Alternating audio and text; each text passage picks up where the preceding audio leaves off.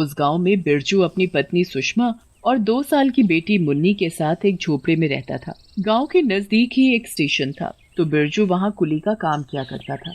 वो लोगों का सामान उठाया करता था। एक दिन बिरजू बहुत बीमार पड़ गया। इलाज के लिए पैसे न होने की वजह से उसकी मृत्यु हो गई।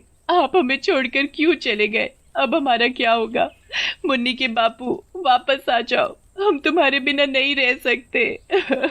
पूरा गांव सुषमा के साथ था। वो सब मिलकर बिरजू का अंतिम संस्कार कर देते हैं। अब सुषमा बहुत अकेली हो गई थी, गुमसुम सी रहने लगी थी। धीरे धीरे सुषमा ने अपने आप को संभाल तो लिया, पर समस्या बांध पड़ी थी काम की।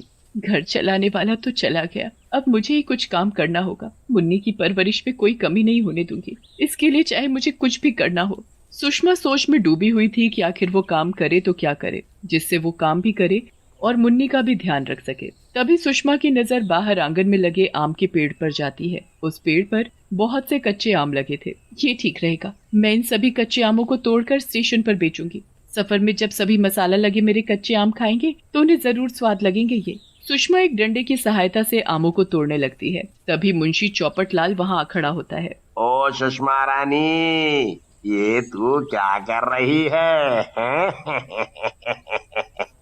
दिखाई नहीं देता सेठ जी? आम तोड़ रही हूँ पेड़ से, फिर भी पूछ रहे हो? दिखाई तो सब देता है, पर तुझे पता नहीं कि ये पेड़ मेरे हिस्से में आता है, तो ये पेड़ और इस पेड़ के सभी आम भी मेरे हुए। खबरदार जो इस पेड़ को आपने अपना कहा। लाला, ये पेड़ और ये जमीन मेरे पति की है, इस पर तुम्हारा कोई हक नहीं। इसलिए इस पर अपना हक जमाना छोड़ो और जाओ यहाँ से। क्या सबूत है ये जमीन तेरे पति की है?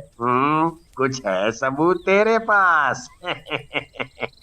सुषमा अंदर अलमारी से जमीन के कागज लाकर मुंशी को दिखाती है। मुंशी कागज देखकर वहां से चुपचाप चला जाता है।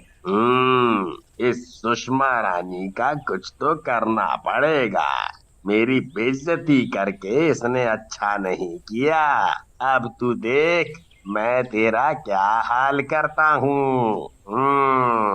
वहां सुषमा पेड़ से कच्चे आम तोड़कर टोकरे में रखती है। एक हाथ में मुन्नी और दूसरे हाथ से सिर पर रखा टोकरा उठाए वो स्टेशन पर पहुंचती है। जैसे ही गाड़ी कुछ देर के लिए रुकती है, सुषमा आवाज लगाना शुरू कर देती है। कच्चा है पर बहुत रसीला है, थोड़ा नमक तो थोड़ा मसाला भरा है, एक बार खाओगे तो शरीर में ताजगी पाओगे। तभी ट्रेन की खिड़की से एक आदमी रमन उससे कच्चा आम मांगने लगता है। सुनो, क्या मुझे यह कच्चा आम दोगी? मैंने कभी नहीं खाया ऐसा कच्चा आम। हाँ साहब, अभी देती हूँ।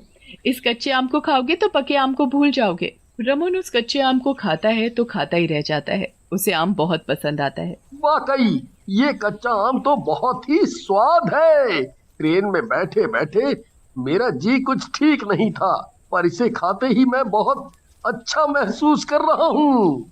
रमन को देख साथ बैठे बोगी के लोग भी सुषमा से कच्चा आम मांगने लगते हैं।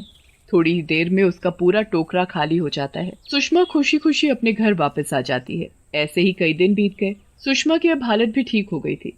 सुषमा अब स्टेशन के साथ साथ गांव में भी कच्चे आम बेचने लगी। मुंशी चुपके चुपके सब देख रहा था। आज मुझे इसका कुछ करना ही होगा। मेरा पेड़, उस पर लगने वाले सभी आम भी मेरे, और कमाई किसकी? इसकी। ये मैं नहीं होने दूंगा। अपना आम का पेड़ तो मैं वापस लेकर रहूंगा। अगले दिन सुषमा जल्दी उठकर स्टेशन जाती है, क्योंकि आज ट्रेन सुबह 4 बजे आनी थी। सुषमा अपना कच्चे आमों का टोकरा लेकर खड़ी ही थी कि ट्रेन से सभी लोग एक साथ उतरने लगे। बहुत भीड़ हो जाती है। भीड़ का फायदा उठाते हुए छुपा हुआ मुंशी सुषमा को ट्रेन के नीचे धक्का दे देता है। तभी ट्रेन चल पड़ती है। ट्रेन के चलते ही सुषमा और उसकी बेटी ट्रेन के नीचे आने से मर जाते हैं। अच्छा हुआ मला टली। मुंशी वहां से चुपचाप चला जाता है। ट्रेन भी वहां से जा चुकी थी। पटरी पर माँ बेटी मरे पड़े थे। किसी ने उन्हें गिरते हुए नहीं देखा, किसी ने उनकी जान नहीं बचाई। वहां मरी हुई सुषमा से तभी आत्मा निकलती है और चुड़ैल बन जाती है।